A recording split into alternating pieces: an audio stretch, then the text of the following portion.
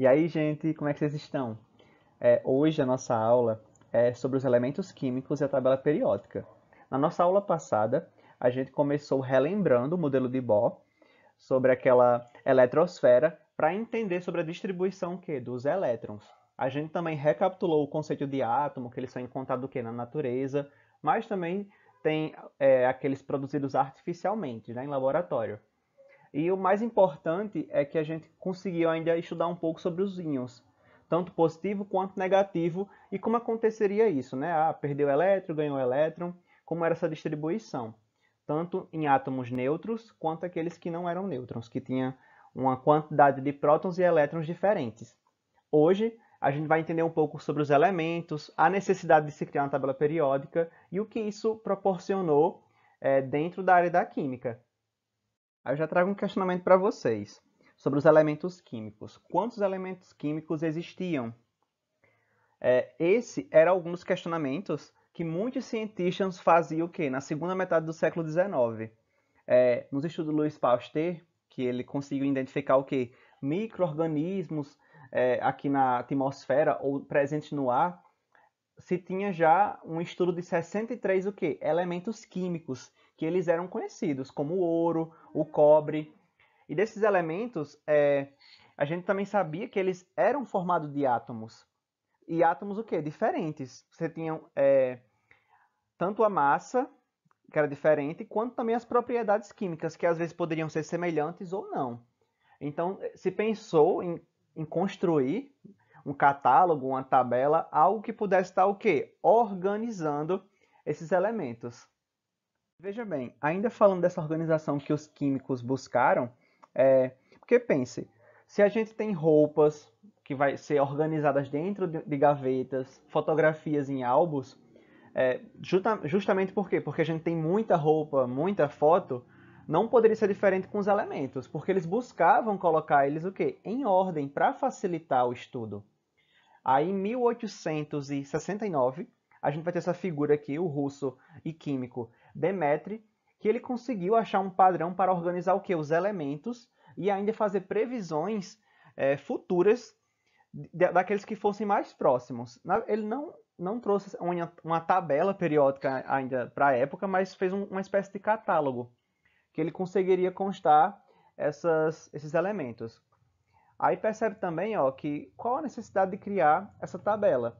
Com a produção de produtos, de fármacos, de corantes, isso iria revolucionar a área da química. Então, em 1913, o cientista inglês Henry, ele também descobre um método para determinar a carga elétrica do núcleo e com isso o número atômico. Percebeu que era o número atômico e não a massa. Que vocês vão entender quando eu colocar a legenda desse elemento químico. Que aí sim determinava a ordem dos elementos que ia adentrar essa tabela. E saindo do abstrato, do catálogo que o Demetri propôs, esse aqui é o protótipo da época. Como vocês podem ver, ele consta 63 elementos químicos que são conhecidos e eles estavam dispostos em colunas com base em suas massas atômicas.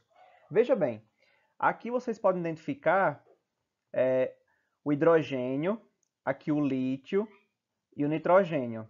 Isso aqui são já grandes grupos que vai estar diversos elementos. Além disso, chama a atenção de vocês que esses espaços vazios que ele deixou na tabela que ainda eram elementos que não eram conhecidos na época. Então, meio que ele fez previsões que em alguma época posterior a dele descobririam novos elementos e que eles teriam alguma relação com esses outros. Então, ele foi capaz de descrever algumas informações dos elementos faltantes com base nesse protótipo que ele elaborou.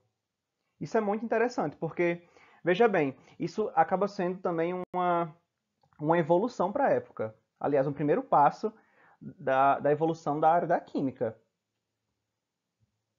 E aqui eu trago para vocês a representação atual da nossa tabela periódica, que atualmente ela tem 118 elementos. Desses 118, 90 e 92 são naturais, ou seja, encontrados na natureza. Vale ressaltar que muitos pesquisadores evidenciaram que na nossa Terra, aliás, a nossa Terra foi criada com 92 elementos químicos, desde o Big Bang, aqueles eventos que foram necessários para que tivesse vida aqui na Terra, né? A formação da Terra, logo teve aquele... Estava muito quente, teve o resfriamento, aí começou um clima mais propício para a vida. Enfim, toda essa etapazinha aí constava 92 elementos. E a tabela periódica dos elementos, ela sofreu o quê? Vários rearranjos. Como assim? Você viu que esse estudo iniciou lá com Demétrio. Então a gente já está aqui com outros pesquisadores e outros novos elementos que foram inseridos.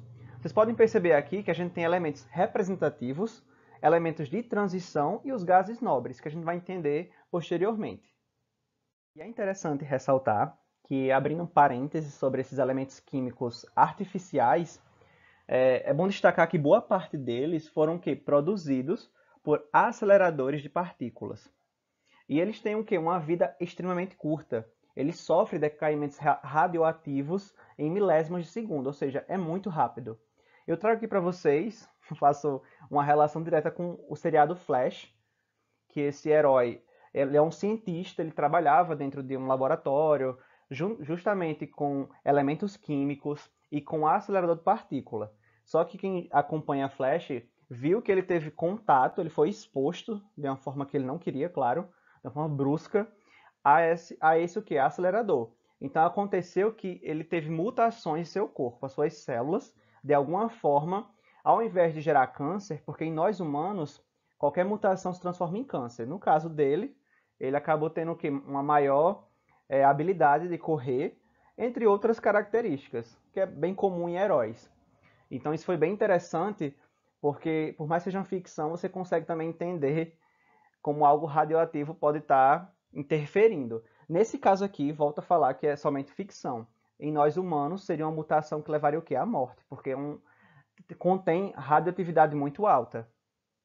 E saindo desses elementos artificiais que a gente acabou de ver, vamos entender agora um pouco sobre como esses elementos são colocados na tabela. Aqui tem uma legenda de uma tabela periódica, que ela vai o quê? Nos informar os diversos dados sobre o que? Esse elemento químico. Eu trago dois para vocês, o ferro e o hidrogênio. Ó, o hidrogênio ele tem o número atômico 1, o seu símbolo químico é H, e o seu nome é hidrogênio e o seu peso atômico, ó, 1,008.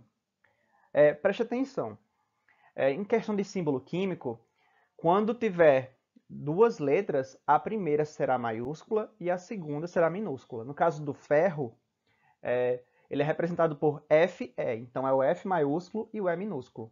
Olha a diferença, número atômico 26, a distribuição eletrônica, olha, bem diferente já do hidrogênio. Aí o nome ferro e a massa atômica 55,847. Então você já vê diferenças aí, para organizar eles dentro da tabela. Do estudo da tabela periódica, a gente consegue identificar que os elementos eles são organizados como não metais, metais e gases nobres. E temos as substâncias simples e compostas. As simples elas são formadas com átomos de apenas um elemento químico, como o hidrogênio, por exemplo. Mas também tem o quê? Substâncias compostas que vai possuir mais de um átomo. Por exemplo, a água, H2O. Você vai ter a molécula de água e de oxigênio. Agora a gente vai entender um pouco sobre os períodos da tabela periódica, períodos e grupos. Eu trago para vocês aqui de forma ilustrativa dois períodos para que vocês possam entender os demais. Veja bem, o primeiro período, ele vai aqui, ó, é hidrogênio e o hélio, tá vendo, ó? Em ambas as pontas. Já o segundo período, ó, você vai ter o lítio, você vai ter outros elementos que fazem parte aqui do segundo período. Você vai ter o terceiro período, você vai ter o quarto, o quinto. Quando chegar ao sexto, esse sexto aqui, ele vai iniciar aqui e vai finalizar nessa parte, ó. A coloração verde é justamente para indicar que ele tem uma continuação, assim também como o sétimo período. Já os grupos, como é que a gente contaria? Ó, aqui é o grupo do hidrogênio, aqui é o grupo do hélio. Então é de cima para baixo. E para finalizar, eu trago algumas considerações sobre o que a tabela periódica proporcionou. Através dela, foi possível organizar de forma mais eficaz os elementos químicos. Numa pesquisa que você vai utilizar desses elementos, é bom você já ter eles bem definidos, o número de massa, o número de elétrons, porque você já vai saber o valor que ele tem para você trabalhar com aquele valor. Então, permitiu também um avanço no estudo e produção de compostos, além de revolucionar o que é a área da química, que antes só tinha o quê? 63 elementos e agora passou a ter 118. Assim como também possibilitou uma maior facilidade para sabermos sobre massa atômica, número atômico, distribuição eletrônica dos átomos, entre outras características dos elementos. Então você vê toda uma complexidade que, desde um momento histórico, começou, né, com esses elementos, e olha só a dimensão que tomou, que é hoje. Então você consegue ver o quanto essa tabela ela é essencial, né, para um pesquisador, sobretudo de química. Então espero que vocês tenham entendido um pouco sobre esse assunto e até a próxima. Tchau!